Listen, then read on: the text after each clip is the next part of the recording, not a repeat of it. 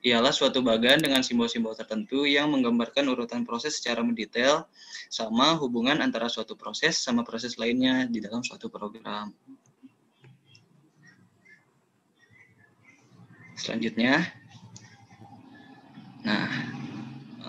pokok bahasan kita hari ini ada 4. Di antaranya itu ada ngejelasin simbol-simbol flowchart-nya sendiri, ada apa. Terus nanti kita ada bahas juga perbedaan data flow diagram yang kemarin dibahas sama kelompok sebelumnya, sama flowchart ini.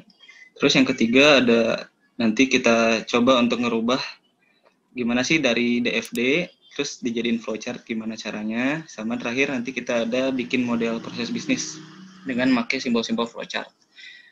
Pertama kita ada nih simbol flowchart. Simbol-simbolnya ada apa aja sih? Sebenarnya simbolnya masih ada beberapa simbol yang serupa sama yang ada di materi kemarin ya, materi DFD. Cuma tapi selebihnya akan dijelaskan habis ini. Terminator masih sama ya teman-teman, kayak waktu kemarin dijelasin sama Dan. Ya, di flowchart ini terminator fungsinya juga sama. Dia mewakili fungsi untuk sebuah permulaan atau akhir dari sebuah program. Kemudian ada flow line, ada preparation juga. Flow line juga masih sama fungsinya dengan yang kemarin di DFD. Dia ngejelasin arah dari aliran programnya, terus preparation juga begitu. Selanjutnya Clem, ada lagi simbol-simbol yang lain. Nah, ini proses juga masih mirip-mirip sama yang kemarin. Dia persegi panjang ya. Ya gitu deh, dia ngewakilinnya ya proses perhitungan atau pengolahan datanya. Terus ada input output, ada juga predefined proses. Kemudian ada juga yang lain. Selanjutnya Clem, ada decision, ada on page connector sama off page connector. Ini yang mungkin baru ya kita lihat lebih jauh lagi, lebih dalam lagi daripada yang kemarin di DFD. Kemudian ada 3 lagi. Nah, yang ini khusus nanti ada di salah satu jenis dari flowchart ya. Habis ini kita caranya. Kita masuk ke jenis-jenis dari flowchart. Flowchart sendiri itu jenisnya ada 5 teman-teman. Ada flowchart sistem, terus ada flowchart dokumen, ada flowchart skematik, sama flowchart program, sama proses. Yang pertama kita ada flowchart sistem. Bisa dilihat teman-teman, flowchart sistem ini dia merupakan bagan yang menunjukkan alur kerja atau apa ya sih yang lagi dikerjain dalam sistem secara keseluruhan. Terus ini juga ngejelasin urutan dari prosedur-prosedur yang ada di dalam sistem. Flowchart sistem sendiri dari data yang ngalir terdirinya itu dari data yang mengalir melalui sistem dan proses yang mentransformasikan si datanya itu. Nah, nanti kemudian si data dan prosesnya ini di dalam flowchart sistemnya bisa digambar ini secara online ataupun secara offline. Apa sih maksudnya secara offline atau secara online ini? Kalau secara online itu maksudnya dia dihubungin langsung sama komputer. Kalau offline itu dia enggak. Jadi seperti di mesin tik, di cash register atau kalkulator gitu. Selanjutnya habis ini Clem ada flowchart dokumen. Flowchart dokumen ini dia disebut dengan beberapa istilah lain juga. Dia ada yang bilang ini tuh bagan alir formulir atau form flowchart. Terus ada juga yang bilang paperwork flowchart. Dia ini merupakan bagan alir atau flowchart yang menunjukkan arus dari laporan dan formulir termasuk tembusan-tembusannya. Jadi kalau yang tadi sistem tuh dia lebih ke prosedur secara umum. Kalau yang ini dia flowchart dari dokumennya doang gitu ya. Ya, makanya disebut sama flowchart dokumen atau paperwork. Terus bagan alir dokumen ini juga dia makainya simbol-simbol yang masih sama dengan yang digunain dalam sistem flowchart yang tadi ya, yang sistem. Selanjutnya Clem. Sekarang ada flowchart skematik. Flowchart skematik ini dia ini merupakan bagan alir yang sebenarnya mirip gitu, masih resemblance dari yang flowchart sistem yang pertama tadi, yaitu fungsinya untuk menggambarkan prosedur di dalam sistem. Nah, bedanya adalah flowchart skematik ini selain dia pakai simbol-simbol yang ada di flowchart sistem yang pertama tadi, dia juga pakai gambar-gambar seperti komputer, terus peralatan lainnya yang dipakai di si ininya gitu, si prosesnya. Tuh bisa dilihat di gambarnya teman-teman. Nah, maksud dari penggunaan gambar-gambar ini tuh nggak lain yaitu untuk ngemudahin komunikasi kepada orang atau kita yang kurang paham dengan simbol-simbol simbol-simbol klasik ya, simbol-simbol klasik si flowchart yang tadi yang kita udah bahas di awal tadi. Terus penggunaan gambar-gambar ini juga dimaksudin untuk apa ya? Jadi lebih gampang untuk dipahamin, tapi ya gitu trade off-nya mungkin jadi agak sulit atau lama untuk ngegambarnya kalau kita nggak ada alat atau kemampuan khusus. Selanjutnya kalian. Yang keempat ada flowchart program namanya teman-teman. Flowchart program ini dia flowchart yang ngejelasin secara rinci ya langkah-langkah dari proses program. Jadi flowchart program ini dibikinnya dari verifikasi dari apa ya si flowchart system yang pertama tadi. Terus flowchart program ini dia bisa juga terdiri dari dua macam, yaitu ada flowchart logika program sama flowchart program komputer terperinci. Atau bahasa Inggrisnya ada dua, ada program logic flowchart sama detailed computer program flowchart. Masih yang sebelumnya kalian? Terus yang ini apa? Yang flowchart logika program ini maksudnya dia ini dipakainya untuk menggambarin tiap-tiap langkah di dalam program komputer secara logika. Terus dia ini juga dipersiapinnya biasanya sama analis sistem ya. Sedangkan kalau yang satunya itu yang detail komputer program dia lebih terperinci lagi. Nah sekarang selanjutnya yang proses itu ini yang terakhir ya teman-teman, jenis kelima ada flowchart proses. Dia ini merupakan flowchart yang banyak digunain di industri, teman-teman. Jadi teknik penggambaran rekayasa industri itu biasanya kan mecah atau menganalisis si prosedur atau sistem selanjutnya ya. Jadi banyaknya si flowchart proses ini dipakainya di sana. Nah, ini yang aku aku singgung tadi di awal waktu kita ngebahas simbol-simbol flowchart. Di flowchart proses inilah dia ada memakai beberapa simbol khusus gitu yang beda mungkin dari simbol flowchart yang biasanya.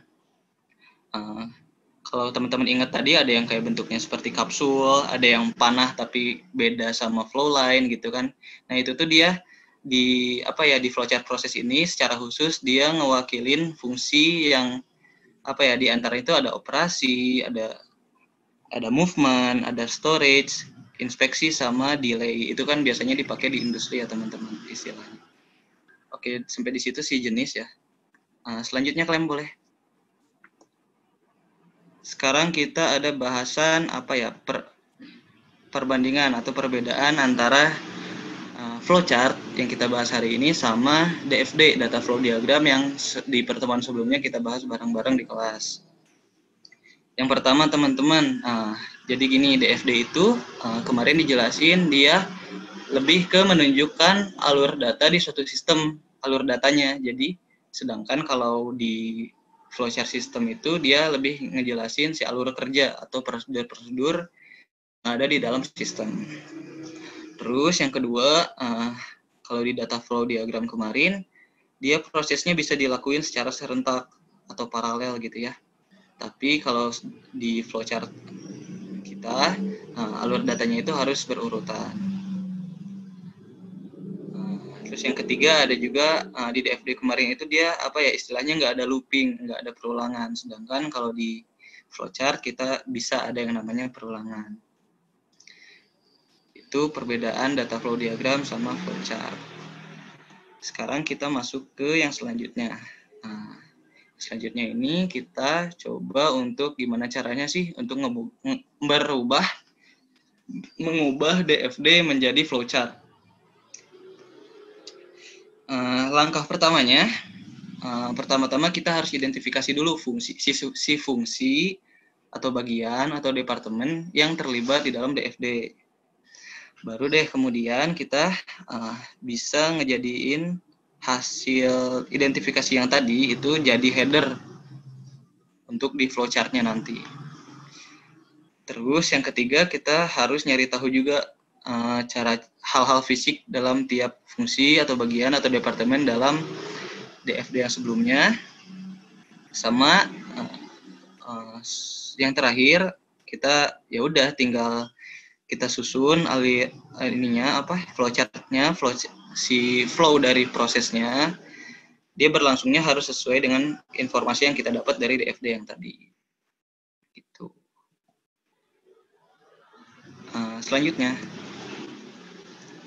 sekarang kita masuk ke bahasan keempat. Kita coba bikin model proses bisnis dengan memakai simbol-simbol dari flowchart. Next claim.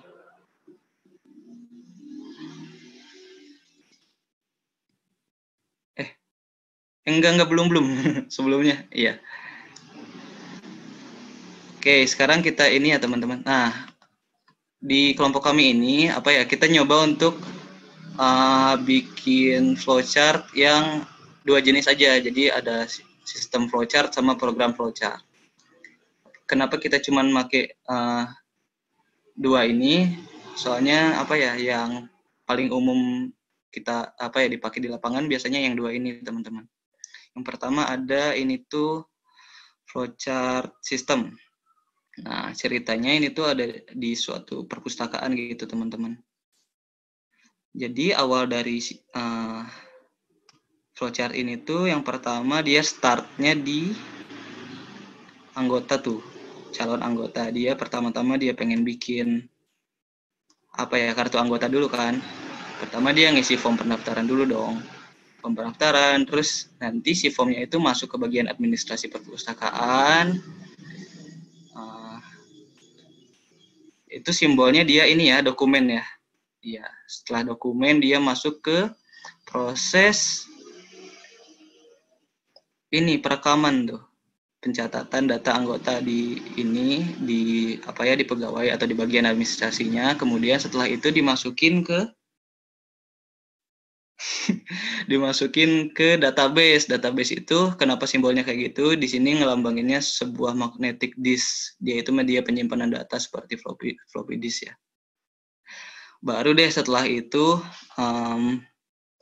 kalau untuk kembali jadi, kan tadi tujuannya pengen dari sudut pandang anggota pengen bikin kartu anggota dulu ya.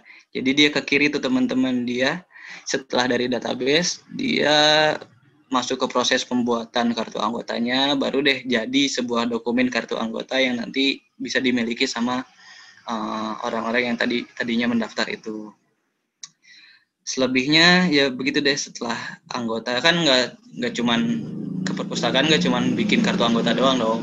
Nah, kartu anggotanya ini sewaktu-waktu dia pakai juga untuk untuk beraktivitas di perpustakaannya, entah itu meminjam naskah, dokumen ataupun buku-buku dan lain sebagainya.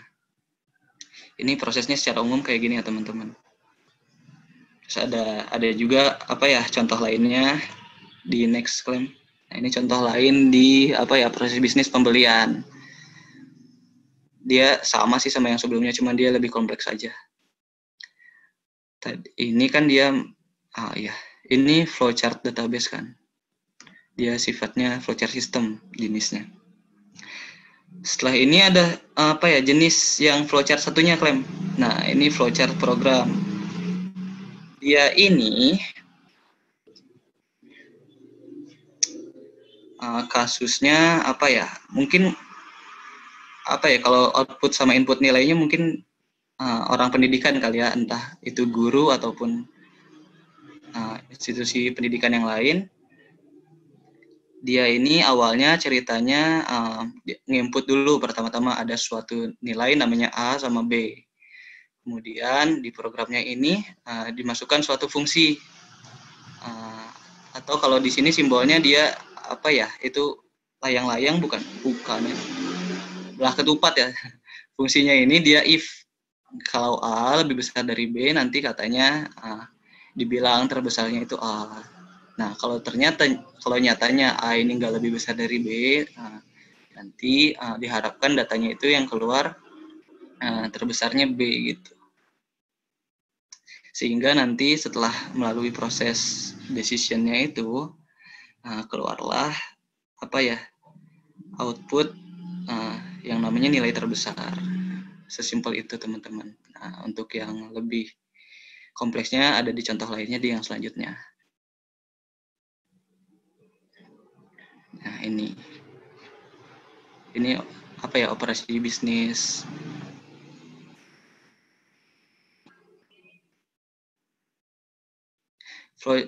Kalau di program flowchart ini dia tuh bagian yang ngeliatin urutan sama hubungan proses kan tadi udah dijelasin.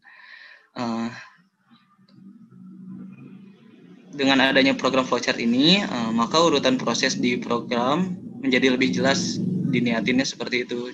Jadi jika ada penambahan proses, maka bisa dilakuin lebih gampang kalau udah dibikin program flowchart-nya. Setelah si flowchart-nya ini beres, itu udah dibikin, udah disusun, selanjutnya bisa diterjemahin ke bentuk program dengan bahasa pemrograman. Biasanya tuh kayak di Basic atau Pascal dan lain-lain. Kita masuk ke kasus aja kalian, kita coba bikin. Ini ada kasus katanya pada CV Bintang Jaya. Dia ini flowchart siklus penagihan piutang katanya. Yang pertama kita coba lihat prosedurnya. Prosedurnya itu ada diawali di bagian keuangan. Bagian keuangannya ini dia bilang dia bikin faktur penjualannya atau FP dan daftar tagihan berdasarkan SJ nomor 1. SJ itu surat jalan. Terus setelah itu masih di bagian keuangan, FP1 sama SJ1 ini tadi diserahkanlah kepada penagih. Penagih itu ada di sebelah kiri. Kemudian setelah itu kalau FP-nya udah nyampe di penagih sama SJ-nya, penagihnya bakal menagih ke pelanggan-pelanggan dari perusahaan ini, dari si CV Bintang Jayanya. Penagihnya bakal meriksa tuh si cek atau giro atau bukti transfernya dari pelanggan dengan jumlah yang tertera, seperti yang di dalam si FP-nya. Nah, setelah kalau emang udah sesuai, nanti FP sama SJ-nya barulah diberikan kepada pelanggan, si salinan ataupun yang aslinya. Barulah kalau ada FP atau SJ yang nyatanya belum bisa tertagih, itu si berkasnya dibawa kembali lah sama si penagihnya ke perusahaan. Oke. Nah, setelah si penagihnya ini kembali ke kantor, ceritanya si bagian keuangan ini kembali lagi nih masuk ke bagian keuangan, dia meriksa hasil tagihannya. Terus di sini langsung masuk ke FP kedua. Kemudian sama dia diupdate daftar tagihannya, barulah FP nomor 1 tadi yang belum tertagih sama SJ-nya dan yang lain-lain bakal disimpan berdasarkan tanggal. Ini niatannya apa nanti untuk akuntansi ya, di bidang akuntansi. Abis itu udah udah diupdate si FP1-nya yang belum ketagih. Si cek sama giro yang bakal disetorin ke bank yang udah diterima tadi sama penagih. Sama bagian keuangan sekarang pada saat jatuh tempo dibawa ke bank, disetorin dengan niatan untuk dicairin lah ya umumnya. Terus nanti si bukti setoran atau transfernya itu ya ujung-ujungnya bakal dikasih ke bagian akuntansi untuk direkam di jurnal juga. Nah, masuk ke bagian akuntansi. Terus tadi kan udah keluar FP2 juga kan yang udah ketagih juga, nanti dikasih ke bagian akuntansi buat diupdate. Itu nanti berulang ya teman-teman, tuh ada kayak segitiga kebalik, itu nanti istilahnya perulangan gitu. Iya kalian. Udah kan tadi setelah kita ini dari bagian keuangan udah direkap tuh bukti-buktinya, udah direkap mana aja yang udah tertagih dan udah dicairin. masuklah ke bagian akuntansi. Di bagian akuntansi ini ada yang namanya update kartu piutang. Nah, kartu piutang ini nanti dari si bukti setoran, dari bukti transfernya itu direkap nih penjualan sama si bagian akuntansi ini juga dia bikin laporan penjualan. Nah, dia rekap transaksinya secara harian tuh supaya bisa dicek dengan bukti transfer atau bukti setorannya. Bagian akuntansi juga dia membuat laporan penjualan secara bulanan supaya bisa dilihat sama si user atau pemilik. Dan FPFP-nya juga setelah itu diarsipkan berdasarkan tanggal. Ya, standar lah ya orang bagian akuntansi. Kemudian yang terakhir rekapan penjualan sama bukti setoran dan bukti transfer dan yang lain-lain itu nanti diarsip berdasarkan tanggalnya masing-masing serta siklus penagihan piutang sampai siklus penagihan piutang ini berakhir. Oke, Clem. Segitu aja teman-teman. Demikian sampai di sini materi dari kelompok kami. Terima kasih. Saya kembalikan kepada teman-teman yang lain. Udah Pak. Kalau ada diskusi. Oke Mas, makasih Mas. Ya Pak. Saya barusan dapat telepon. Kamu sendirian kayaknya ya dari awal sampai akhir ya? Iya. Tadinya saya minta Abed, dia nggak mau Pak, banyak alasan. Banyak alasan ya, mesti dijewer. Oke lah teman-teman ya. Tadi barusan sudah disampaikan oleh kelompok 4 ya. Sebenarnya nggak jauh beda lah dengan yang kemarin ya. Tapi baik, barangkali ada yang mau sebentar, kok saya gerah banget sebentar.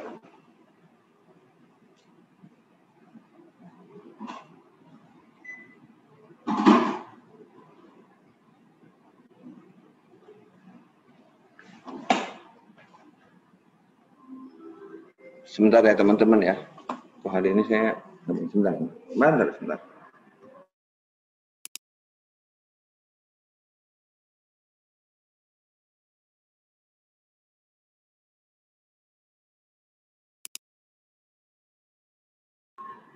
Sebentar ya, teman-teman ya. Sebentar ya Mas Pandu ya. Oke, sebentar ya.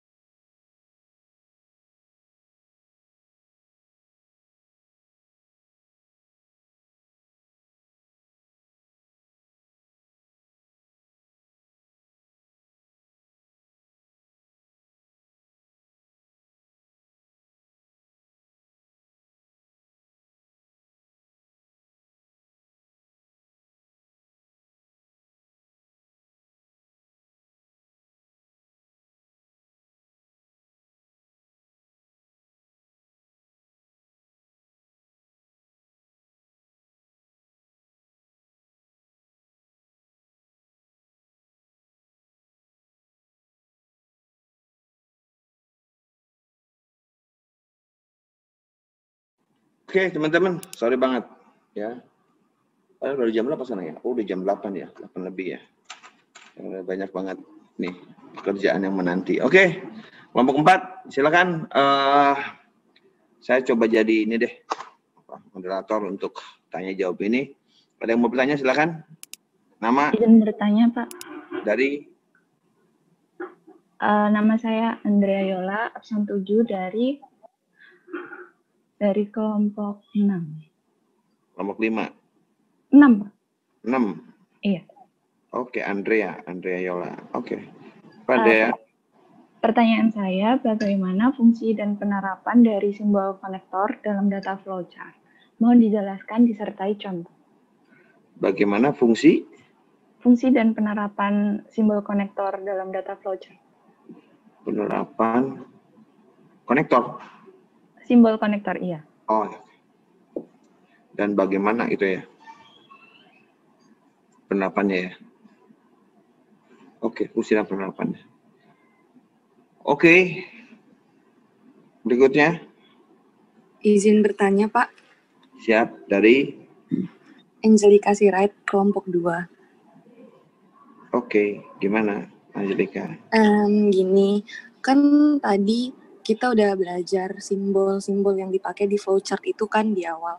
Nah, di contoh flowchart system yang dikasih tahu Franz tadi, itu tuh simbolnya beda sama yang dijelasin di awal. Nah, apakah sebuah perusahaan ini tuh bisa membuat simbolnya sendiri untuk flowchart mereka, atau memang setiap flowchart system itu harus menggunakan simbol-simbol yang seperti ini? Terima kasih. Oke. Oke, ketiga silakan. Izin bertanya, Pak. Ya, siapa ini? Saya Julia dari kelompok 2, Pak. Oke, silakan Julia. Tadi proses yang digambarkan Franz tadi itu flowchart itu menggambarkan proses secara keseluruhan, Pak, atau entar dibagi-bagi menurut kegiatan support, dan kegiatan manajemen, Pak, atau memang secara keseluruhan langsung? Makasih. Apakah menggambarkan secara keseluruhan gitu kan? Semua fungsi proses itu ya? Iya, Pak. Atau dibagi-bagi lagi gitu, sesuai core atau supportnya dan kegiatan manajemen gitu, Pak. Oke. Ada lagi? Izin bertanya, Pak. Ya, siapa ini? Sarah dari kelompok 1, Pak. Oke, Sarah. Siap. Oke. Kan dari tadi saya perhatiin kalau contoh-contohnya ini semuanya diterapkannya dari sektor swasta. Nah, apakah bisnis proses diagramming seperti data flow chart ini hanya berlaku di sektor swasta? Apakah diterapkan juga di sektor pemerintahan? Kalau iya, fungsinya itu sebenarnya apa sih? Gitu. Terima kasih. Oke. Silakan. Ya udah 4 dulu deh, cukup ya. Silakan kelompok 4 mau jawab langsung berurutan atau tidak monggo.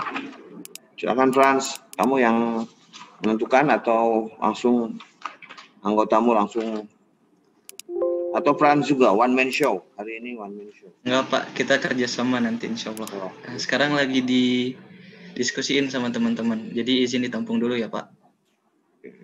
Oke. Kalau saya udah nampung loh, kamu sih nggak usah nampung, kamu jawab. Oh iya, maaf, Pak. Yo, silakan. Katanya Kak Kevin pengen nanggepin punya Kak Sarah katanya, Pak. Izin ya, Pak. Silakan Kevin. Oke, silakan.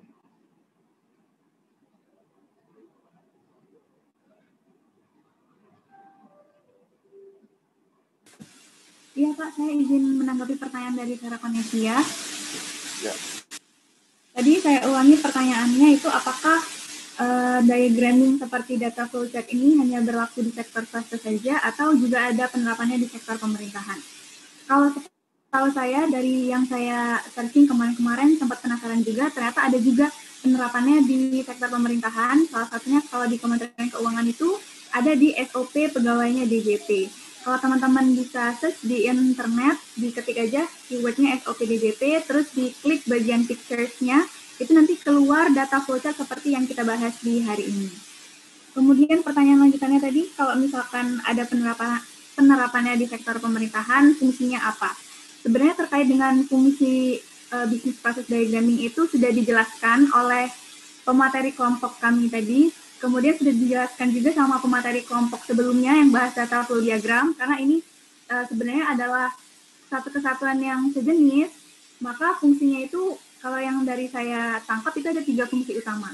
Yang pertama terkait dengan fungsi relationship, seperti namanya relation itu berarti kan hubungan, artinya data flow chart, data flow diagram itu dia berusaha untuk memberikan hubungan antara satu proses dengan proses lain, atau antara satu data dengan data lain, atau bisa juga antara satu proses dengan satu data. Nah, kelebihannya adalah data flow chart dan data flow diagram ini dia lebih unggul secara visual. Karena kalau kita melihat data flow chart, data flow diagram, kita akan lebih mudah memahami terkait dengan proses bisnis yang terjadi, dan juga lebih menarik daripada kita membaca narasi yang panjang dan membosankan. Kemudian fungsi kedua adalah terkait dengan fungsi analysis, bahwasanya suatu data flowchart itu memudahkan kita untuk mengidentifikasi dan memahami suatu proses yang terjadi. Nah, ketika kita paham dengan suatu proses yang terjadi, itu kita akan lebih mudah untuk mengetahui kelemahan dan kelebihan dari suatu proses bisnis. Ketika kita tahu kelemahan dari satu proses bisnis, akan terbuka pintu peluang untuk kita melakukan perbaikan. Nah, ini merupakan salah satu penerapan nilai-nilai Kementerian Keuangan, yaitu terkait dengan kesempurnaan. Kalau kesempurnaan kan berarti kita melakukan perbaikan secara terus-menerus di segala bidang. Maka dengan kata lain, ketika kita menerapkan bisnis proses diagramming ini, secara tidak langsung kita juga menerapkan salah satu nilai-nilai Kementerian Keuangan, yaitu terkait dengan kesempurnaan. Dan yang terakhir adalah terkait dengan fungsi komunikasi. Kalau kita menggunakan bisnis proses diagramming, itu lebih mudah untuk mengkomunikasikan suatu makna atau suatu proses bisnis tertentu. Seperti itu, Kak Sarah, apa sudah menjawab pertanyaannya? Kak, bagus. Makasih, Kak. Sudah, sama. Sarah? Iya, siap, Pak. Udah jelas banget, Pak. Oke. Next. Siapa? Oke. Menjawab. Terima kasih Kak Kevin. Selanjutnya Pak, katanya Abed pengen ini menanggapi punya pertanyaannya punya Angel. Silakan Abed. Izin menjawab pertanyaan Angel, Pak. Ya, silakan. Jadi tadi kan pertanyaan Angel tentang apakah simbol-simbol ini bisa nggak dipakai gitu ya dalam suatu sektor usaha atau bisnisnya. Nah, jadi misalnya tadi kan udah kita jelasin ya, ada jenis-jenis flowchart, ada 5. Nah, tapi itu hanya menjadi standar doang. Jadi yang kebanyakan dipakai atau standar yang digunakan oleh perusahaan-perusahaan yang emang udah lazim untuk digunakan. Nah, tapi kalau memang perusahaan itu agak kesulitan untuk menggunakan arus panah atau sebagainya itu, yang simbol-simbolnya itu, dia boleh mengkodifikasikannya atau menyusun ulang, tapi dalam konteks yang sama gitu. Jadi tetap menggunakan terminator gitu ya, tapi simbol yang dia pakai itu bisa berbeda. Contohnya kan tadi simbol terminator itu kayak semacam kapsul ya. Nah, nanti dia bisa meredesain jadi kayak hampir menyerupai si terminator tadi, yaitu bentuk kapsul tadi. Begitu Pak. Terima kasih. Oke, Angel, gimana? Mau di-challenge lagi atau mau didalamin? Ya, sudah Pak, sudah jelas. Terima kasih, Abed. Jadi jawaban kelompok 4 boleh gitu ya. Angel nanya, apakah perusahaan dapat buat simbol sendiri gitu ya, Jal ya? Kamu tadi nanya gitu kan? Iya, Pak, benar. Jawaban dari Abed tadi boleh, Bed ya? Iya, Pak. Boleh, Pak. Apa referensi kamu? Referensi kelompok 3, kelompok 4.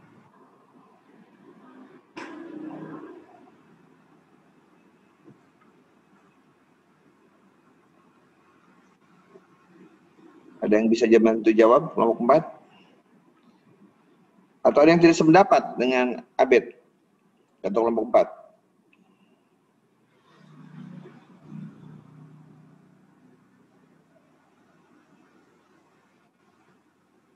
Bet? Masih hidup, Bet? Oh iya Pak, gimana Pak? Aduh. Ada dari mana kamu bisa, atau kelompok 4 dasarnya, ya kan? Tadi saya cari di internet sih Pak. Jadi ada satu blog yang bilang kalau simbol-simbol yang dipakai itu bisa dikodifikasikan gitu Pak. Artinya tetap dalam konteks kayak ada terminator, ada input-output, ada proses formulasinya dan juga analisisnya, tapi menggunakan ini simbol-simbol yang hampir menyerupai gitu Pak. Blog apa? Tadi blognya, bentar Pak.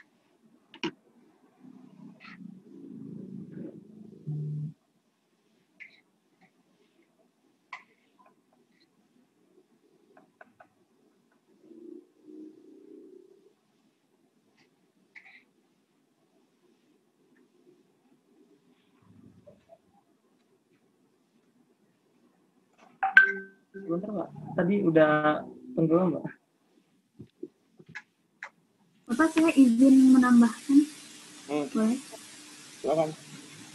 Saya ingin menambahkan dari Kabit saja. Tadi Pak, sebenarnya saya kurang setuju sih. Kalau menurut saya kan kalau data flow diagram, data flow chart itu sebenarnya adalah sebuah standarisasi. Kenapa dibuat standarisasi? Karena biar semuanya itu seragam. Biar kalau kita melihat data flow chart di sini dan di sana itu sama, kita bisa memahami. Cuman di sini yang dimaksud sama Kabit itu mungkin karena data flow chart itu kan simbolnya sangat banyak sekali. Namun yang dikenal secara umum itu hanya sedikit simbol-simbolnya. Jadi ketika suatu entitas atau suatu perusahaan menggunakan suatu simbol yang kurang asing, asing kita lihat, sebenarnya itu bukan simbol baru, tapi merupakan simbol yang sudah terstandarisasi di data flow diagram atau data flow chart. Namun kebanyakan orang mungkin tidak mengetahui seperti itu Pak. Mungkin yang dimaksud oleh Kak Abed adalah seperti itu. Mohon koreksinya Pak. Oke, bener nggak Bet? Maksud kamu gitu Bet? Iya tadi kan saya bilang kan Pak, yang simbol-simbol yang sering dipakai itu kan semacam yang tadi itu ada input dia pakai tanda berlaku tupat gitu ya. Nah sebenarnya pada umumnya begitu Pak, tapi kalau memang si perusahaan nggak ingin menggunakan yang simbol-simbol yang kelihatannya ini nggak lazim gitu Pak. Nah dia itu kayak bisa mendesain ulang gitu Pak. Ya kan pertanyaan Angelica ini penting, ini dasar banget ya. Saya kalau tidak terlalu prinsip saya tidak akan bahas. Artinya kan udah jelas simbol-simbol itu dibuat secara terstandarisasi ya. Dimanapun ini kan berlaku internasional ya, atau mungkin katakanlah best practice gitu ya. Everybody knows, semua orang tahu ya kalau udah bicara masalah simbol tadi ya kan, itu ya dimanapun ya begitu ya, proses ya tadi kan mungkin kotak kan gitu ya, input output data ya belah ketupat ya. Jadi terminator ya kotak tapi agak pinggirnya tidak terlalu lancip gitu ya. Flow garis flowing tadi ada arah aliran program tadi ke panah. Itu hal yang standar ya. Tapi kemudian untuk kepentingan internal si perusahaan, pertanyaan Angelica itu kan tadi di beberapa contoh flowchart sistem yang ada gitu kan, kalau tidak salah saya menangkapnya gitu ya.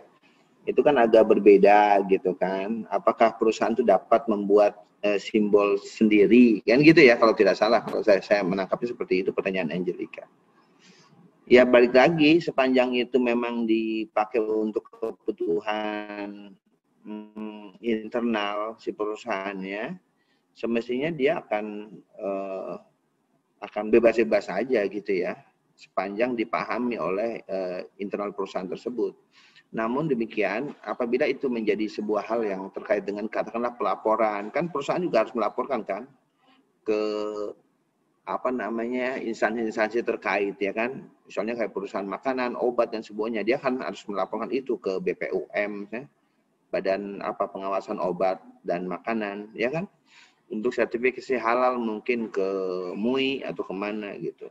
Nah itu di dalam itu pasti akan dimintakan tuh flowchart atau DFD. Maka nggak bisa kita membuat simbol secara seenaknya gitu ya. Ya, kalaupun iya katakanlah berarti harus diberikan penjelasan secara rinci. Namun sekali lagi alangkah lebih baiknya kalau pembuatan simbol-simbol itu ya kan flowchart atau DFD tadi memang ngikutin kaidah-kaidah yang umum dilaksanakan gitu ya.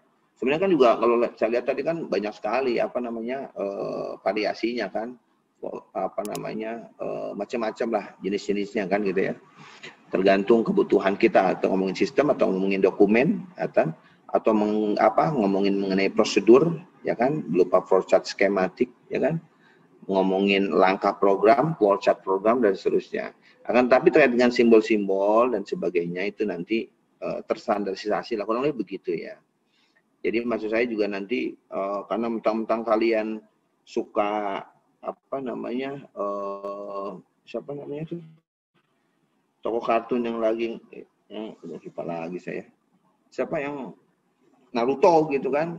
Terus kalian pakai simbol-simbol Naruto semua gitu kan nggak bisa gitu juga gitu ya. Ya ada standarisasi terkait dengan hal-hal tersebut ya. Even itu katakanlah flowchart skematik ya kan dia kan menggunakan gambar, komputer dan peralatan lain yang digunakan itu juga sebenarnya hampir sama lah. Orang-orang akan melihat itu kalau dia katakanlah seperti tadi di gambarnya kelompok 4 kan ada web server ya pasti rata-rata seperti itu ya. Ada gambar bola dunia gitu di belakangnya ya, di belakangnya ada monitor. Kalau gambar untuk menggambarkan klien itu kan semacam PC ya kan beserta katakanlah dengan mouse-nya itu gitu kan. Kalau dokumen ya kan dia bisa pakai HTML yang dengan gambar bola dunia. Hampir rata-rata walaupun mungkin nanti ada modifikasi tapi orang bisa menafsirkan, bisa mendetek oh ini tuh maksudnya adalah gambar yang memang dipakai secara umum. Dan jangan lupa ya kan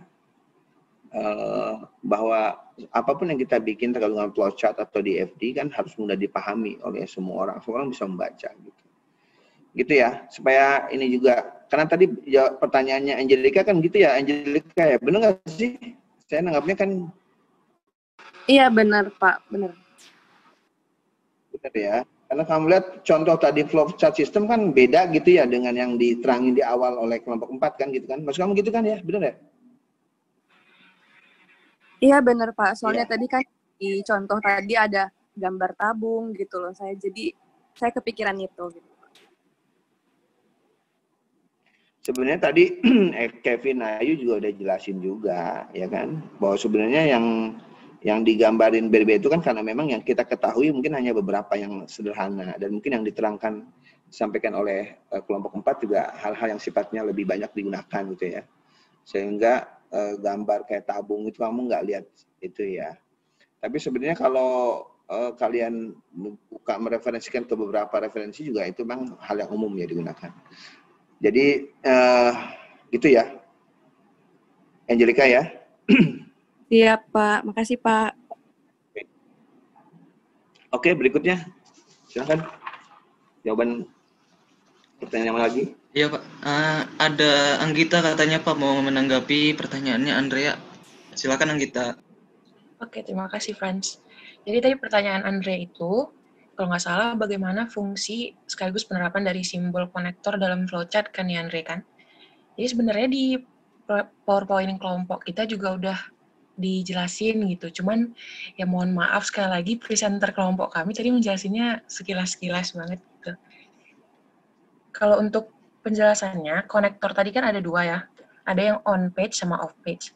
Konektor ini sesuai aja sama namanya tadi Andrea. Kan konektor artinya penghubung. Jadi simbol ini fungsinya ya untuk menghubungkan gitu data yang satu sama data yang lainnya di dalam proses yang jaraknya berjauhan. Kalau konektor yang on page ya dia menghubungkan proses yang ada di satu halaman. Sedangkan kalau off page dia itu menghubungkan proses yang berada di halaman yang berbeda. Terus tadi Andrea minta contoh kan, Andre kan? Sebentar ya, saya share screen dulu. Ini. Udah kelihatan belum ya? Belum. Belum? Ya, butuh. Udah? Ya. Oke. Udah kelihatan ya? Nah, jadi ini saya dapat di internet untuk konektor yang on page. Jadi sebenarnya sederhana aja sih fungsinya. Kayak gini nih, misalnya kertasnya itu pendek nih kan, terus prosesnya panjang dari start yang ini sampai end yang ini gitu. Cuman kertasnya nggak muat gitu. Ya udah disambungnya ke samping, tapi pakai konektor yang on page nih yang bulat ini gitu. Jadi kayak di belah tengah gitu. Paham nggak, Andre? Paham gitu. Oke, terus buat konektor yang off page, kan tadi kan penjelasannya buat yang beda halaman kan.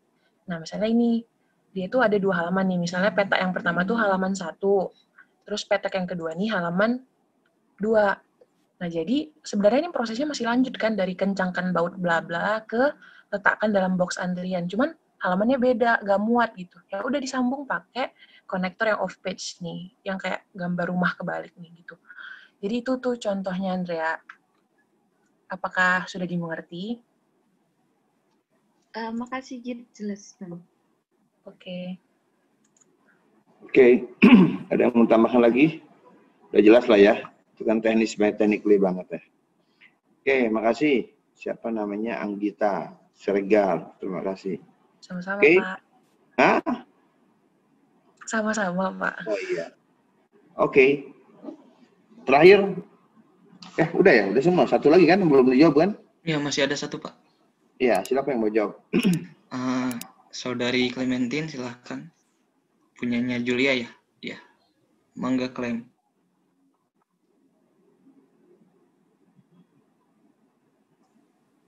Ya, izin menjawab pertanyaannya Julia, Pak. Ya. Flowchart apakah menggambarkan secara keseluruhan atau nanti dibagi-bagi lagi sesuai core atau kegiatan manajemen? Nah, menurut saya, flowchart itu dibagi-bagi lagi sesuai prosesnya mau tentang apa. Semisal sistem pembuatan NPWP kan susah nanti kalau digabungin flowchartnya sama misalnya pembantu. Nah, jadi nanti pasti flowchartnya dibagi-bagi sesuai kegiatan manajemennya gitu. Begitu, Pak. Apakah Julia bisa diterima?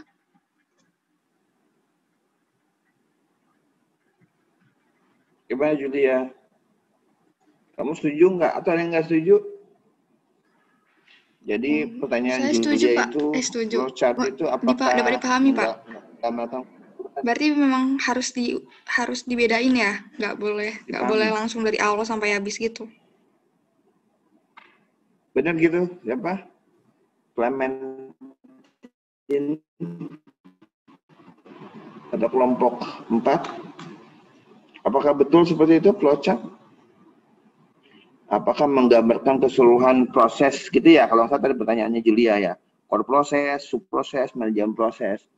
Apakah dipisah-pisahkan gitu ya? Benar? Iya, Pak. Iya. Kamu setuju jadi? Memang harus dipisah-pisah gitu? Kalau Apa yang mendasari jawaban dan statement kamu bahwa kamu setuju dengan itu? Jangan kamu deh, yang kelompok 4. Apa karena ngelihat tadi ada flowchart pembelian, flowchart beberapa jenis yang diterangkan di contoh kalian gitu ya? Begitu ya? Benarkah? Bapak, saya ingin menambahkan jawaban teman. Proses bisnis pembeli? Ya, silakan. Sepemahaman saya, kalau misalkan diagram itu kan dia punya 3 level kan, Pak ya? Ada level 0, level 1, sama level 2. Yang level 0 itu dia bicara tentang konteks diagram. Nah, konteks diagram itu hanya boleh ada satu proses. Jadi dari terminator, satu proses langsung ke terminator lagi. Nah, satu proses ini adalah proses bisnis secara keseluruhan. Di konteks diagram, dia cuma boleh punya satu proses saja, yang nanti dari level 0 ini akan dijabarkan lagi ke level pertama. Level pertama itu ada yang namanya physical sama logical diagram. Kalau yang physical itu dia bicara tentang entity-nya, atau individual atau department kalau dalam satu perusahaan. Sementara kalau yang logical dia bicara prosesnya.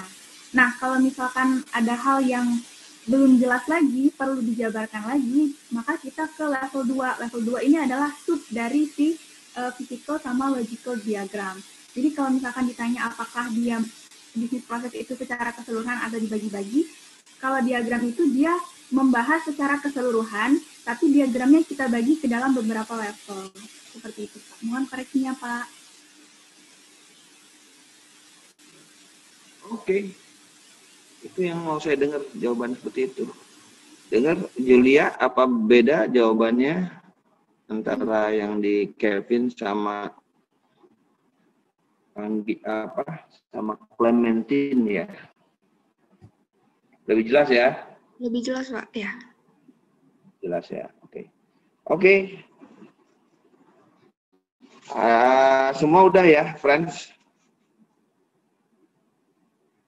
Udah ya, oke. Oke.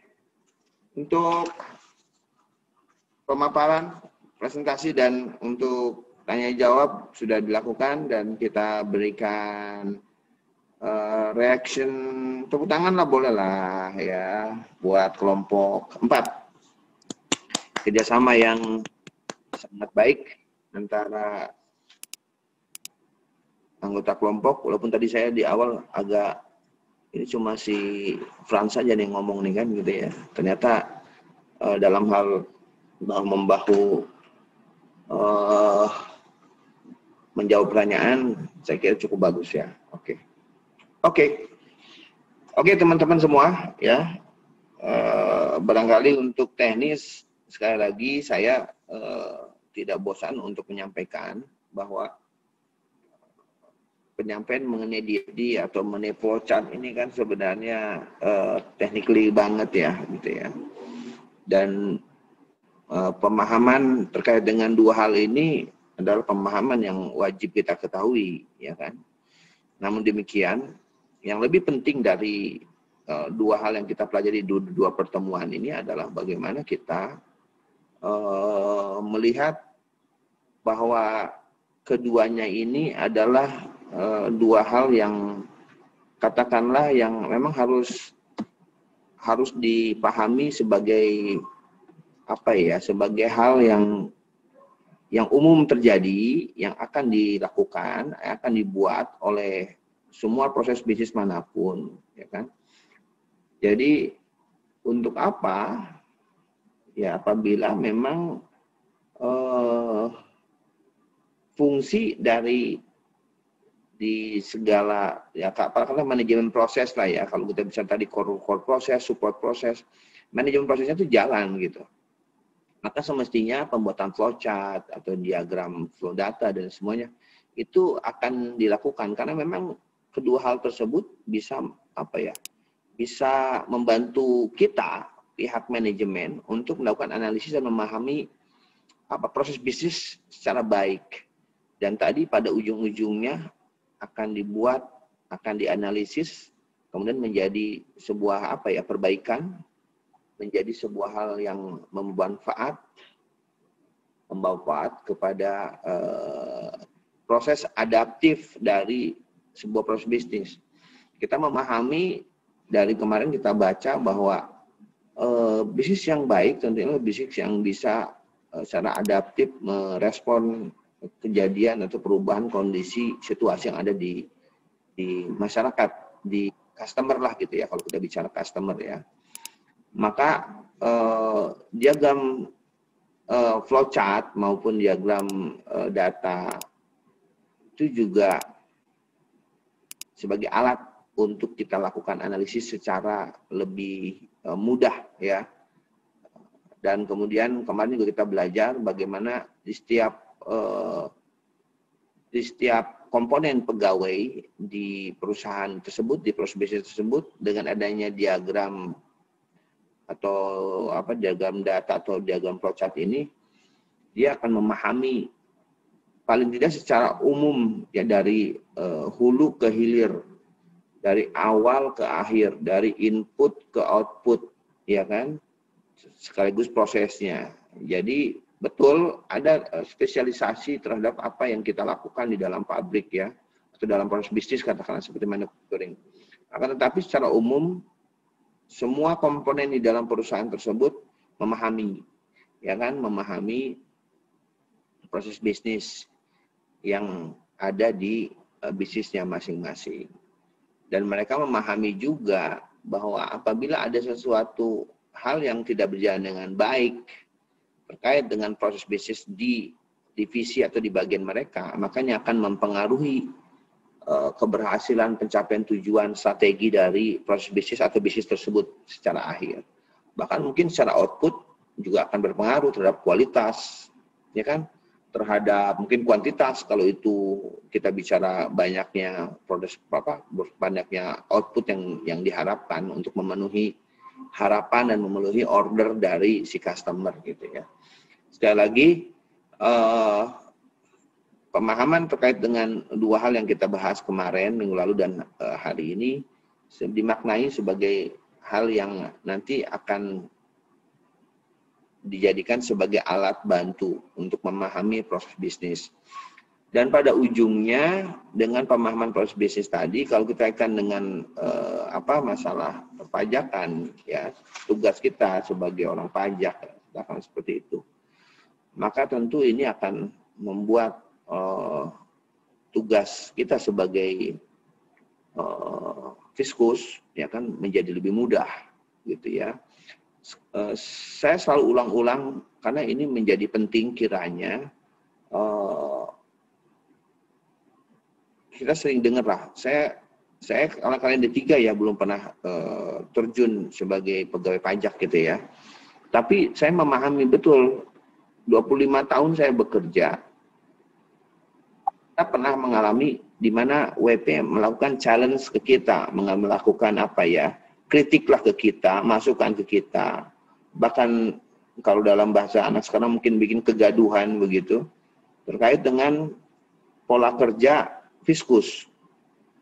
Banyak sekali fiskus, ya orang pajak, yang katakanlah dianggap tidak profesional, ya kan, mau menang sendiri, ya kan, melakukan tugas dan fungsinya baik mengawasi maupun melakukan audit pemeriksaan, katakanlah seperti itu, dengan kata-kata pokoknya itu apa ya, pokoknya gitu, pokoknya Anda harus bayar segini, pokoknya harus saya koreksi biaya itu, pokoknya itu secara aturan pajak nggak boleh gitu ya, tanpa kita bisa menjelaskan secara logik dan secara secara argumentatif terhadap apa yang kita lakukan fiscal treatment ini gitu ya.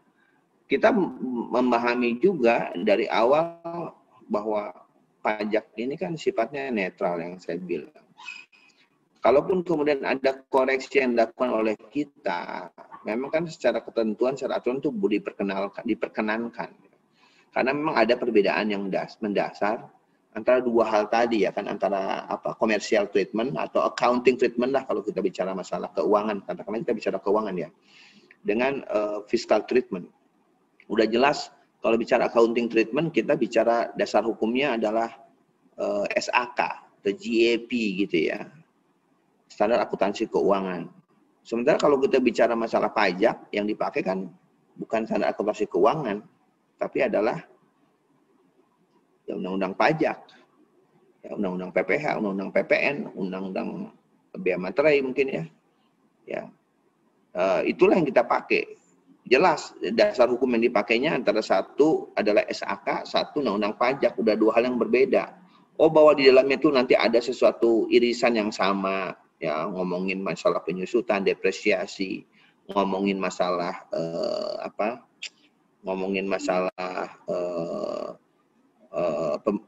prinsip secara umum ya, antara di pajak dikenal namanya taxability, deductibility. Kalau taxable dipajaki berarti deductible, berarti dapat dikurangkan, gitu ya. Kalau untaxability, kalau nggak bisa dipajakin, maka nggak boleh dibiayakan, undeductible. Secara akuntansi mungkin nanti ada namanya prinsip, kalau kalian belajar pasti sudah belajar lah ya. Ada namanya matching cost against revenue. Ya, cost akan harus matching dengan dengan revenue gitu ya. Artinya kalau kita hanya mengakui revenue itu di 1 tahun, let's say katakan seperti itu, ya kan? Ya dong, kalau 80 berarti per tahun kan, nggak mungkin 2 tahun, 3 tahun gitu ya. Maka biaya yang diakui pun harus biaya yang setahun juga. Kan gitu. Kenapa ada depresiasi?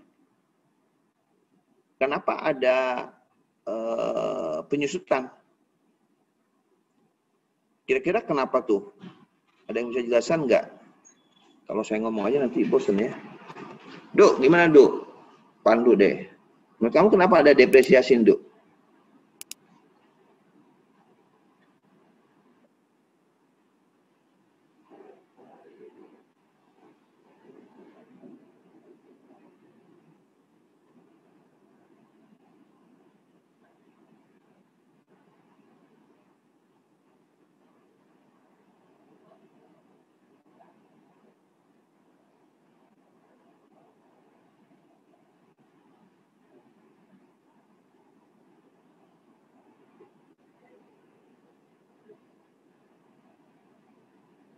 Ya, pikirannya orang pajak banget. Ya, dulu udah cocok jadi orang pajaknya Pandu nih. Ya.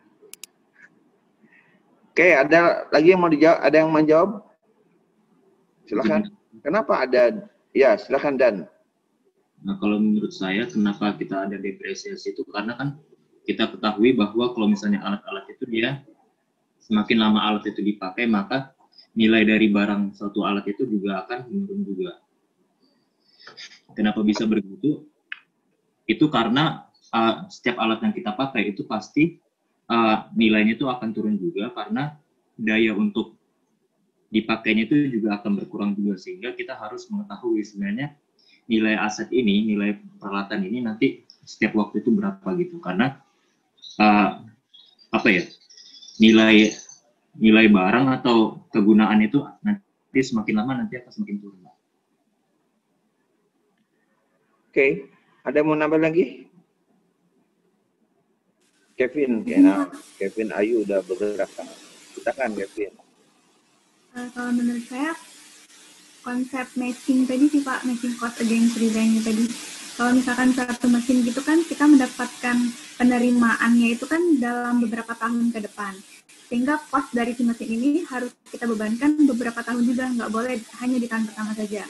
Kecuali kalau misalkan beban-beban atau pengeluaran yang manfaatnya cuma di tahun itu aja, maka keseluruhan beban itu kita bebankan sesuai dengan tahun kita melakukan pengeluaran. Tapi kalau manfaatnya bisa kita tarik beberapa tahun ke depan, maka kita bebankan juga beberapa tahun ke depan melalui depresiasi tadi Pak. Koreksinya Pak. Zaki, kayaknya Zaki udah garuk-garuk kepala. Zak, ya, baik. Ya, kalau saya secara garis besar setuju sama Kak Kevin karena kan peralatan atau mesin itu kan digunakan untuk proses produksi ya Pak. Nah, proses produksi itu enggak sekali beli mesin langsung semuanya diproduksi di hari itu kan dia berjalan secara jangka panjang. Nah, oleh karena itu selain kita mendapatkan penghasilan dari proses produksi penggunaan mesin itu, nah di sisi lain juga tadi konsep matching cost against revenue yaitu di sisi lain fungsi dari mesin tersebut itu pasti akan berkurang, makanya itu harus ada beban penyusutan. Selain itu mungkin ada tambahan menurut saya pribadi, kalau dipajak sama akuntansi kan dibedakan ya Pak, ada masa manfaatnya bedakan, misal golongan 1 4 tahun dan lain-lain. Nah mungkin kalau menurut saya hal itu kenapa kok dipajak diatur tahunnya, supaya tiap 4 tahun sekali itu ada perputaran uang di mana perusahaan harus membeli mesin baru supaya bisa menyusutkan memunculkan biaya depresiasi sehingga ekonomi terus berputar. Mungkin seperti itu, Pak. Oke. Ya. Ya tadi sebenarnya saya udah dari awal, benar seperti siapa Kevin bilang. Saya udah ngasih clue matching cost against revenue. Jadi sebenarnya kenapa ada depresiasi? Ya karena tadi ada periode pencatatan ada periode pengakuan setahun, kan gitu kan? Uang revenue-nya aja penghasilan yang dihitung setahun, harusnya matching dong dengan cost-nya, kan gitu. Kalau kita beli satu mesin tadi katakanlah, dan masa manfaatnya untuk dipakai 4 tahun, sebelum dia nanti tidak dipakai lagi atau dihapuskan, maka semestinya karena atas mesin tersebut dipakai untuk menghasilkan revenue per tahun yang diakui secara pajak, maka biaya yang tadi buat 4 tahun itu harus diakui per 1 tahun selama 4 tahun tadi, per tahun 25%, 25%, 25% ya, tergantung metode penyusutannya. Tapi artinya, makanya kita nggak pernah akan lihat tuh di dalam jurnal pembelian mesin, ya kan? Kalau kalian katakanlah apa namanya mengeluarkan biaya sewa, pasti kan nanti jurnalnya apa tuh? Biaya sewa pada kas, gitu ya? Benar nggak? Ya kan? Tapi kita nggak pernah akan lihat di dalam income statement, ya, itu ada pembelian mesin. Tidak seperti biaya sewa, pasti ada biaya sewa. Kenapa gitu? Karena memang pembebanan pembelian mesin itu tidak melalui pembebanan secara langsung, direct cost tadi, seperti biaya sewa. Tapi dia melalui penyusutan, depresiasi mesin, ya kan? Nah, itu kenapa? Karena tadi memang yang disandingkan atau yang di offsetkan atau kan yang dibenturkan itu adalah untuk periode yang sama. Kalau dia revenue-nya setahun, ya maka biayanya setahun. Makanya ada biaya penyusutan mesin selama setahun. Itu digabungkan dengan revenue selama tahun itu. Nanti tahun depan demikian juga, sampai kemudian 4 tahun. Nah, tadi kan saya bilang, prinsip akuntansi itu gitu ya. Nah, di dalam pajak juga sebenarnya sama. Walaupun kita katakan selalu saya katakan netral, kita nggak bisa batasin, kalau mesin itu 4 tahun loh. Jadi Anda harus 4 tahun menyusutkan mesin. Nggak bisa juga kayak gitu. Kalau di suatu perusahaan di bisnis tertentu dia mengatakan mesin saya cuma 2 tahun Pak. Kenapa? Karena mesin saya ini dipakai 24 jam full nggak pernah berhenti. Sehingga 2 tahun ya kami akan susutan 2 tahun itu Pak. Tahun pertama 50%, tahun kedua 50%, selesai. Gitu kan? Boleh nggak? Boleh. Ya kan? Karena patokan penyusutan di dalam accounting treatment adalah masa manfaat. Masa manfaatnya berapa, itulah penyusutan yang dia lakukan per tahunnya, seperti itu. Sementara kalau bicara masalah tax treatment atau fiscal treatment atau treatment secara pajak, Undang-Undang Pajak mengatakan di pasal berapa tuh? Pasal 11 ya, Undang-Undang PPH kalau tidak salah. Itu mengatakan di sana bahwa penyusutan itu bisa dilakukan dan akan diatur mengenai tarif dan masa manfaatnya melalui peraturan atau keputusan Menteri Keuangan. Sehingga PMK itu mengatur, mesin dia akan masuk kelompok 2. Ya kan? Kalau dia katakanlah straight line, berarti dia katakanlah dia akan masa manfaatnya berapa tahun tuh kalau kelompok 2? 4 apa 8? 8 tahun. Dijelaskan, kalau dia inventaris kantor, maka itu masuk kelompok 1. Kan gitu kan? Kalau dia itu adalah mesin berat, ya kan, mungkin kelompok 3, tergantung jenis usahanya. Kalau dia mobil kendaraan roda 4, maka dia masuk kelompok 2 secara keputusan Menteri Keuangan yang mengatur lebihnya terkait dengan pasal 11 Undang-Undang PPH. Tapi kalau katakanlah perusahaan menentukan mobil itu masuk kelompok 1, boleh tidak? Boleh. Seperti waktu saya di Kalimantan, itu rata-rata perusahaan-perusahaan batu bara itu memasukkan mobilnya itu dalam kelompok 1. Kenapa? Medan yang ada di, bukan Medan tempatnya Anggita Siregar, yang Medan yang ada di Kalimantan itu berat banget. Mobil itu ya kan rata-rata 4x4 ya. Dia kalau nggak gitu nggak bisa jalan gitu. Bahkan saya pernah, bukan saya, kantor saya dulu di Batu Licin itu punya kendaraan dinas 4x4 itu. Double cabin kita punya. Karena begitu kita masuk ke perusahaan batu bara, kita pakai mobil yang Innova, nggak bisa jalan, bos. Jalannya masih jalan tanah. Ya kan? Bahkan kita pernah mengalami musibah, kecelakaan. Karena begitu kita paksakan ke daerah tambang, dan ternyata saat itu masih belum hujan, begitu pulangnya turun hujan. Sehingga akhirnya jalannya itu licin. Gitu. Ya,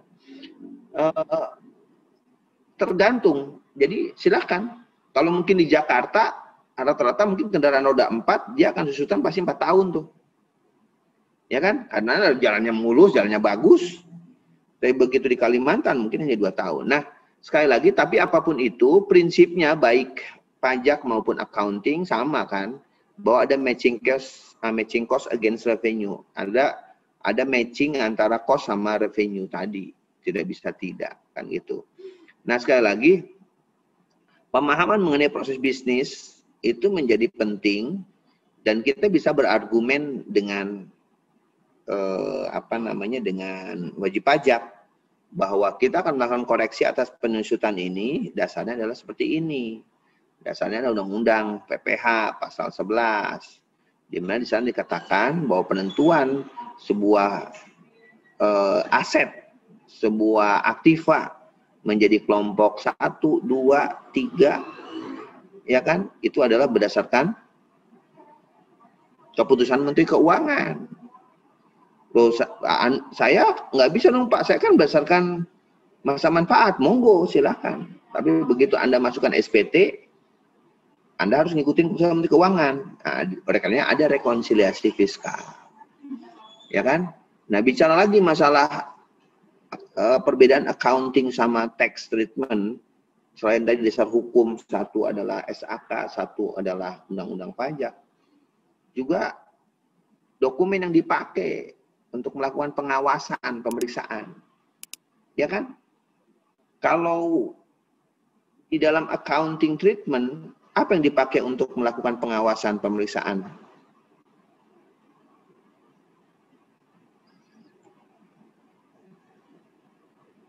Ada yang mau jawab? Torik Alif? Torik, masih hidup Torik? Ini yang saya khawatirkan. Coba munculin deh gambarnya deh.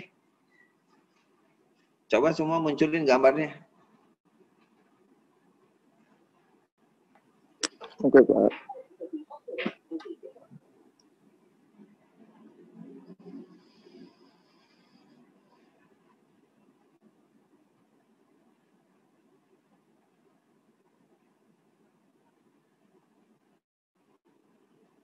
Ini ya. Romantika belajar pakai apa? Pakai Zoom atau pakai ini begini ya. Ya. Mana yang belum muncul? Torik, belum muncul juga Torik.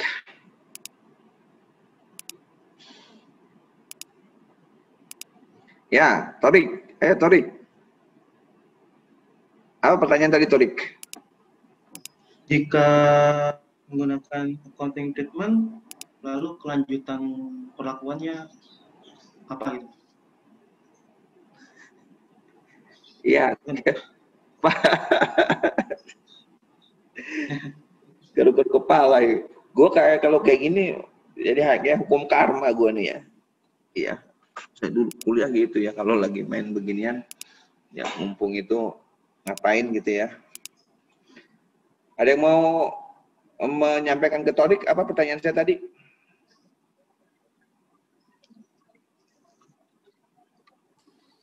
izin membantu, Pak. Ya, tadi pertanyaannya tuh kan kalau secara pajak kan pengawasannya melalui undang-undang, Bapak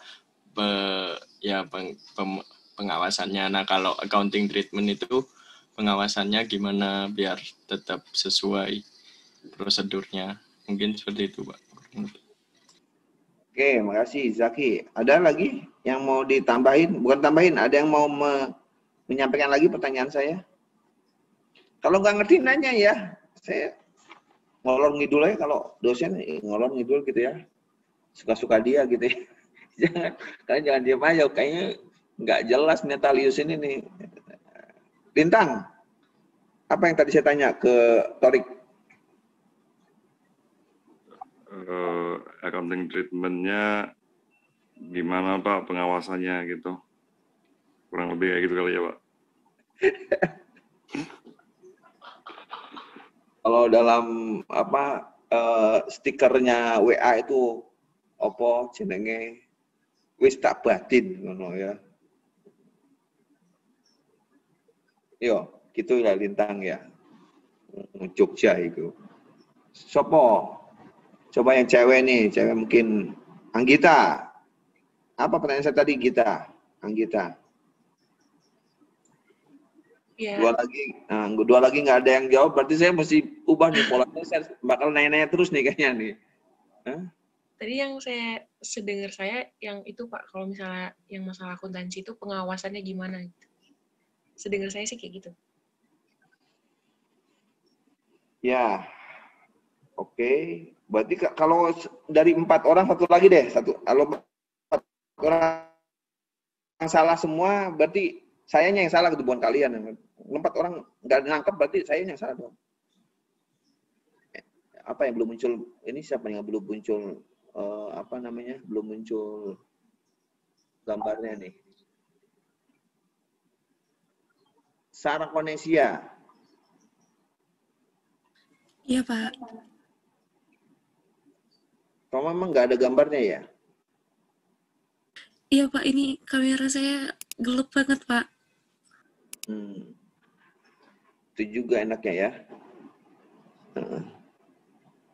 Apa namanya tuh? Tidak bisa ngapa-ngapain juga ya. Tasya. Satu lagi deh, saya pengen kesaksi, yang kesaksian lain lagi ya definisi. Tasya.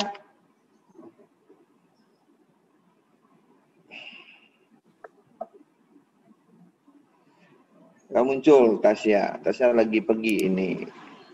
Ini saya catat ya nih ya. Aduh, gue kadang-kadang merasa ini juga. Apakah suara saya terdengar, Pak?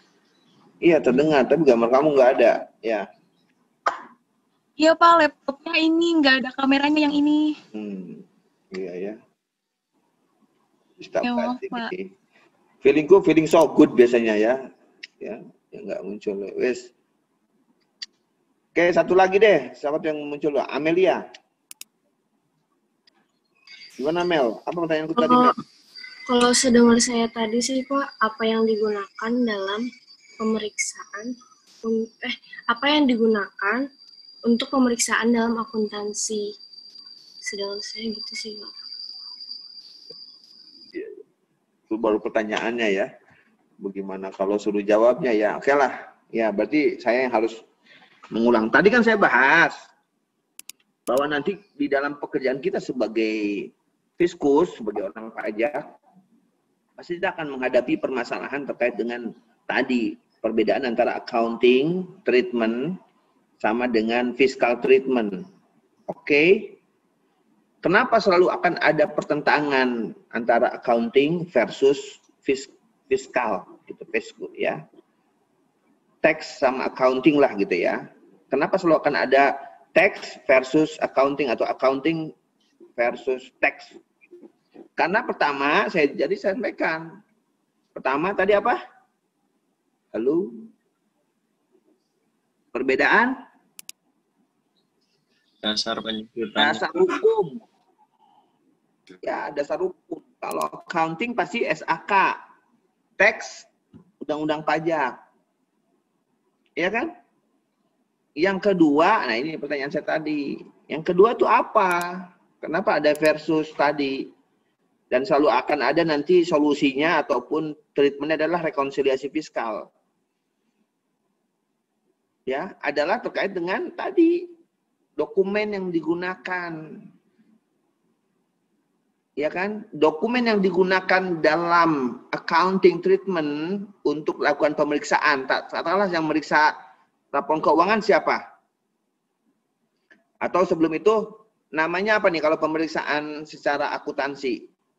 Namanya apa? Titik-titik audit. Auditor, Pak. No. Titik-titik audit. Kalau pajak kan namanya tax audit. Yes. Nah, kalau accounting namanya apa? Accounting audit? Bukan lah. Financial audit. Jenenge opo? Yang ini kan tax audit, satu lagi opo ini? Apa? Financial statement audit, Pak. Financial statement. Audit laporan keuangan gitu. Accounting namanya general audit. Apa? General audit. Ya kan? Dilakukan oleh siapa? Oleh KAP biasanya. Oleh kantor akuntan publik. Sementara tax audit dilakukan oleh siapa? Ya oleh orang pajak, oleh fiskal, oleh fiskus. Nah sekarang keduanya ini baik general audit maupun tax audit kan ada bahan bakunya dong, ada objeknya yang dilakukan audit kan. Nah namanya apa itu? Kalau akuntansi namanya apa? Pertanyaan jawaban si Lintang tadi apa? Financial statement, Pak. Financial statement. Laporan keuangan. Laporan keuangan. Tapi kan bukan cuma financial statement kan. Laporan keuangan ada berapa buah minimal? Laporan keuangan. 3. Hah? Apa? 3 apa aja? Neraca. Oke. Laba rugi. Terus? Sama perubahan modal. Terus ada lagi nggak? Income statement. Statement cash flow. CALK. Harus kas, Pak. Harus kas. Harus kas. Siapa lagi? Hah? 4. Apa lagi umum? Bukan. Retained earning. Yes. Laba ditahan. Itulah laporan keuangan yang umum. Tapi di dalam pajak nanti cuma 2 nih yang wajib apa? Neraca sama laba rugi. Rugi laba. Itulah yang jadi dokumen. Nah, tadi kan kita bicara flowchart tadi ada dokumen kan? Tadi baca dokumen tadi kan? Tadi si siapa Fransen nyerangin tuh, ya kan? Flowchart apa tadi? Flowchart dokumen ya, gitu ya kalau tidak salah. Ini ya benar ya? Iya, Pak. Dokumennya apa yang dilakukan pemeriksaan oleh akuntansi? Ya laporan keuangan. Paling tidak neraca rugi laba. Bisa perubahan modal, arus kas, retained earning. Tapi kalau bicara tax audit, apa dokumen yang dipakai untuk pemeriksaan tax?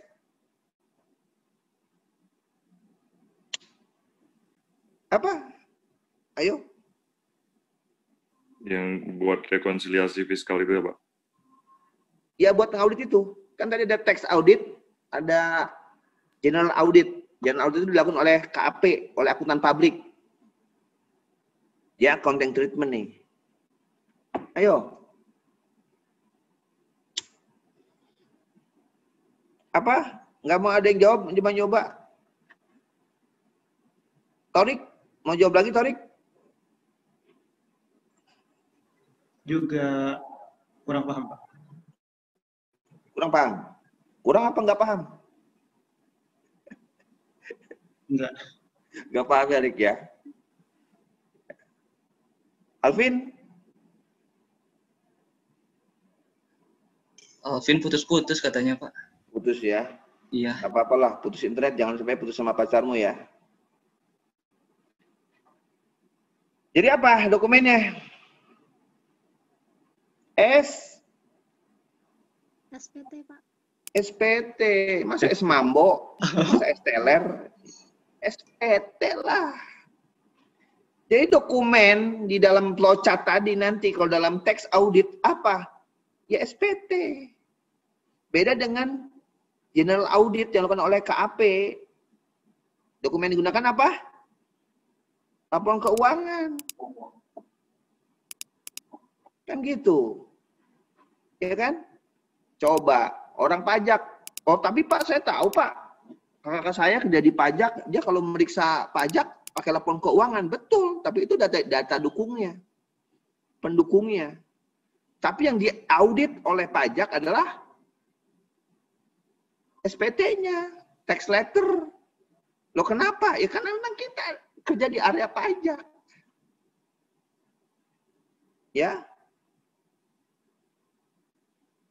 Ya, nangkap nggak teman-teman? Nangkap ya? Nangkap lah ya. Nah, anggap aja nangkap lah ya. Gitu ya. Namanya dosen udah ngomong nangkap aja deh ya kan. Jangan ada perlawanan ya. Oke. Terakhir perbedaan, bukan terakhir sih. Perbedaan berikutnya apa? Output. Nah, ini kan kita bicara input, proses, output. Ya kan? Inputnya dokumennya tadi, laporan keuangan. Ya kan? Terus apa tadi kalau pajak SPT, prosesnya ya kan di pajak pakai undang-undang pajak, di akuntansi pakai SAK. Outputnya apa? Opini. Outputnya kalau akuntansi atau general audit apa? WTP itu, Pak. Hah? Pendapat, Pak. Ini Pak. Opini. Opini. Ada berapa biji opini itu? 4, Pak. 4 tuh. WTP, WDP, disclaimer, sama tidak memberikan pendapat. Oke. Sama tidak wajar, Pak. Oke. Wajar dengan pengecualian, wajar tanpa pengecualian, tidak wajar atau disclaimer. Seperti apa? Kenapa bisa seperti itu opininya? Kalian tahulah pasti ya. Kalau pajak, apa outputnya? SKP. Apa tuh SKP? Surat ketetapan pajak. Apa tuh? Kalau misalnya surat ketetapan pajak itu kalau ada yang kurang bayar atau lebih bayar. Ya, surat ketetapan pajak, Pak. Ya, surat, Pak. Ya, produk. Benar-benar, jawaban Amelia benar. Outputnya kalau di tax audit adalah SKP. Ya, kadang-kadang STP juga ada lah. Tapi secara umum SKP. Bisa SKP KB, SKP LB, SKP nihil, SKP KB. KBT. Ya kan? Ya produknya itu, outputnya itu. Ya. Kalau kenapa kurang bayar, kenapa lebih bayar, kenapa nihil, kenapa kurang bayar tambahan, kalian tahu juga lah. Ya. Tapi kurang lebih itulah yang membedakan antara dua hal tadi gitu loh. Dan mostly karena nanti sepanjang hidup kalian kalau kalian jadi orang pajak ya itu utak-atik itu. Ya. Jadi sama sebenarnya di dalam proses bisnis. Tadi menjawab pertanyaan juga, apakah itu hanya dipakai buat swasta, Pak? Ya itu, di pemerintahan, di pajak. Bukan cuma menyangkut, apa namanya tadi, dijawabnya SDM. Ya kan?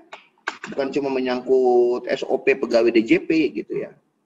Tapi juga proses bisnis di DJP, ya seperti itu. Ya.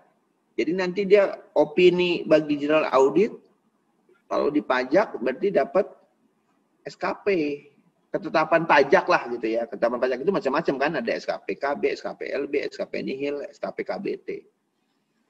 Nah ini harus dipahami oleh kalian gitu. Balik lagi, begitu kita menerangkan ke wajib pajak, Pak, ini SKP, nah nanti lagi ada tuh level berapa tuh, level 1 mungkin. Bicara SKP, outputnya SKP, tapi nanti SKP dijelasin lagi, SKP ada macam-macam nih Pak. Sebelum keluar SKP, ada proses dulu. Namanya ya audit tadi, pemeriksaan SP2, surat perintah pemeriksaan. Ya kan? Nanti ada proses pemeriksaannya.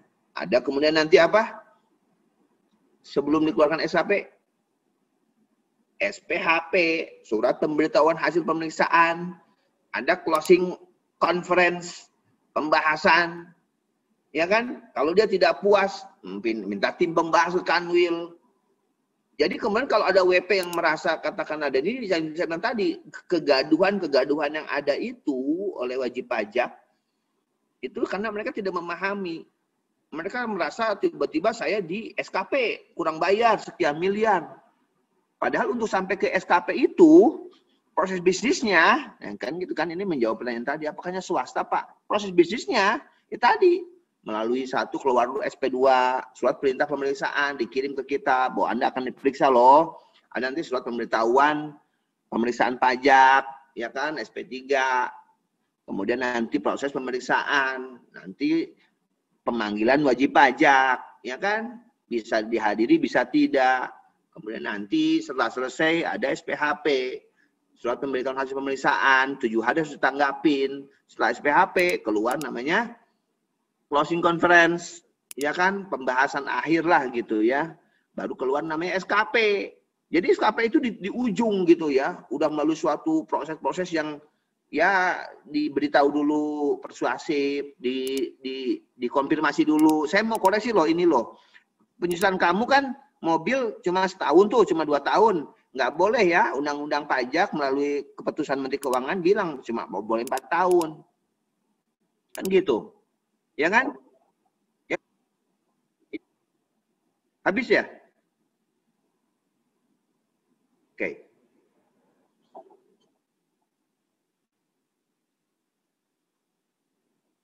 Oke. Kamu tadi ngingetinnya 9:05 ya, tapi nggak apa ding. 9.